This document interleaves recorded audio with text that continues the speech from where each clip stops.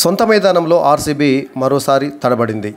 IPL 2025 సీజన్లో భాగంగా ఢిల్లీ క్యాపిటల్స్తో బెంగళూరులోని చిన్నస్వామి స్టేడియంలో జరుగుతున్నటువంటి మ్యాచ్ నెంబర్ 24లో టాస్ ఓడిపోయి మొదట బ్యాటింగ్ చేపట్టినటువంటి ఆర్సీబీ నిర్ణీత 20 ఓవర్లలో 7 వికెట్ల నష్టానికి 163 పరుగులు చేసింది.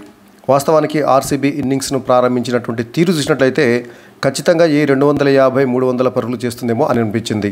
ఫిల్ సాల్ట్ అలాంటి ఆరంభాన్ని అందించాడు ఆర్సీబీకి.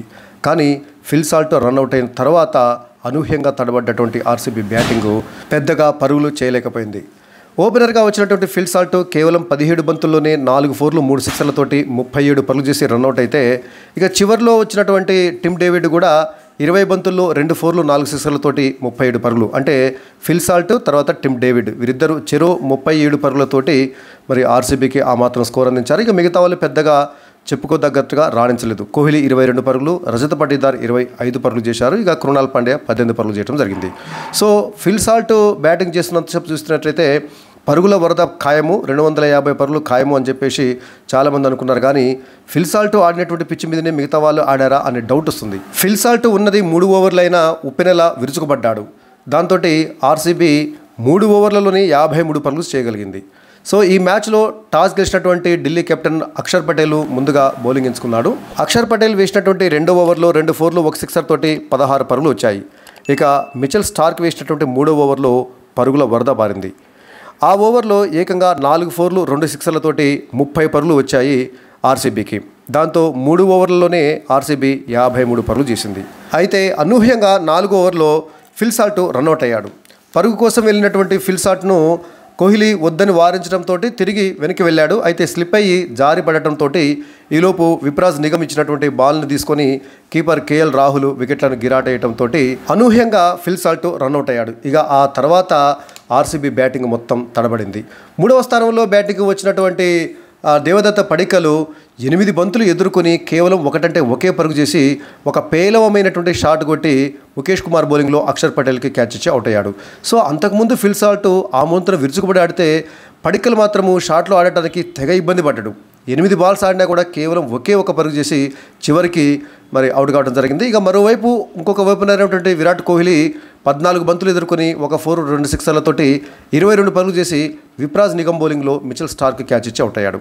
ఈ దశలో రజత్ పటీదారు కాస్త నిలదొక్కునే ప్రయత్నం చేశాడు. అయినప్పటికీ రజత్ పటీదారు వన్డే తరహాలో 23 బంతుల్లో 1 ఫోరు 1 సిక్సర్ తోటి 25 పరుగులు చేసి కుల్దీప్ యాదవ్ బౌలింగ్లో కేఎల్ రాహుల్కి క్యాచ్ ఇచ్చి అవుట్ అయ్యాడు. లివింగ్ స్టోన్ కూడా పెద్దగా ఆడిందేం లేదు. 6 బంతులు ఎదుర్కొన్నటువంటి లివింగ్ స్టోన్ కేవలం 4 పరుగులు చేసి మోహిత్ శర్మ బౌలింగ్లో అశుతోష్ శర్మకు క్యాచ్ ఇచ్చి అవుట్ అయ్యాడు. సో స్కోరు 91 వద్ద లివింగ్ స్టోన్ అవుట్ కావడం జరిగింది. సో 10 ఓవర్లు ముగిసేసరికల్లా ఆర్సీబీ స్కోరు పర్వాలేదు, బాగానే ఉంది. కానీ కీలకమైనటువంటి 4 వికెట్లు కోల్పోయింది లివింగ్ స్టోన్తో కలుపుకొని. సో ఆ తర్వాత జితేష్ శర్మ కూడా రన్స్ తీయడానికి తెగ ఇబ్బంది పడ్డాడు. 11 బంతులు ఎదుర్కొన్నటువంటి జితేష్ శర్మ కేవలం 3 పరుగులు మాత్రమే చేసి కుల్దీప్ యాదవ్ బౌలింగ్లో కీపర్ కేఎల్ రాహుల్కి క్యాచ్ ఇచ్చి అవుట్ అయ్యాడు. కృణాల్ పాండ్యా కూడా నిలదొక్కడానికి చాలా ప్రయత్నించాడు, విశ్వ ప్రయత్నం చేశాడు. 18 బంతులు ఎదుర్కొని 18 పరుగులు చేసినటువంటి కృణాల్ పాండ్యా కూడా విప్రాజ్ నిగమ్ బౌలింగ్లో అశుతోష్ శర్మకు క్యాచ్ ఇచ్చి అవుట్ అయ్యాడు. ఇక చివరిలో టిమ్ డేవిడ్ కాస్త రాణించడంతో అంటే 20 బంతుల్లోనే 2 ఫోర్లు ఏకంగా 4 సిక్సర్లతోటి 37 పరుగులు చేసి నాట్అవుట్గా నిలవడంతో మరి ఆర్సీబీ ఆ మాత్రం స్కోరు సాధించగలిగింది. ఇక చివరిలో భువనేశ్వర్ కుమార్ 4 బంతులు ఎదుర్కొని 1 పరుగు చేసి నాట్అవుట్గా నిలిచాడు. సో మొదట్లో ఫిల్ సాల్ట్, చివరిలో టిమ్ డేవిడ్ వీరిద్దరూ చెరో 37 పరుగులతోటి రాణించబట్టి ఆర్సీబీ నిర్ణీత 20 ఓవర్లలో 7 వికెట్ల నష్టానికి 163 పరుగులు చేసింది. ఇక ఢిల్లీ క్యాపిటల్స్ బౌలర్ల విషయానికి వచ్చినట్లయితే విప్రాజ్ నిగమ్ 2 వికెట్లు, కుల్దీప్ యాదవ్ 2 వికెట్లు తీస్తే ముఖేష్ కుమార్ ఆ తర్వాత మోహిత్ శర్మ వీరిద్దరూ చెరో వికెట్ తీయడం జరిగింది. మిచెల్ స్టార్క్ మాత్రము ఆ 3వ ఓవర్లో మరి ఫిల్ సాల్ట్ యొక్క దూకుడికి బలైనటువంటి మిచెల్ స్టార్క్ ఓవర్కి సగటున 11.7 చొప్పున పరుగులు ఇచ్చి వికెట్లు ఏమి తీయలేదు. 3 ఓవర్లలో 35 పరుగులు ఇచ్చారు. ఇక అక్షర్ పటేల్ 4 ఓవర్లలో ఏకంగా 52 పరుగులు ఇవ్వడం జరిగింది.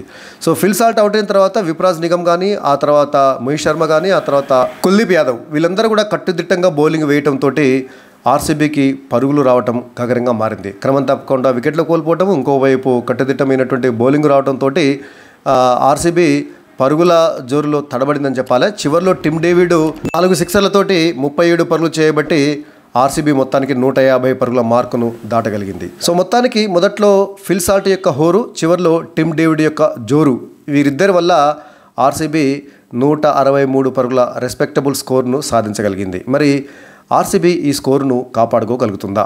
164 పరుగుల టార్గెట్ను ఢిల్లీ క్యాపిటల్స్ ముందు ఉంచినటువంటి ఆర్సీబీ ఈ మ్యాచ్లో విజయం సాధిస్తుందా లేదా అనేది మరికొద్దిసేపట్లో తేలనుంది.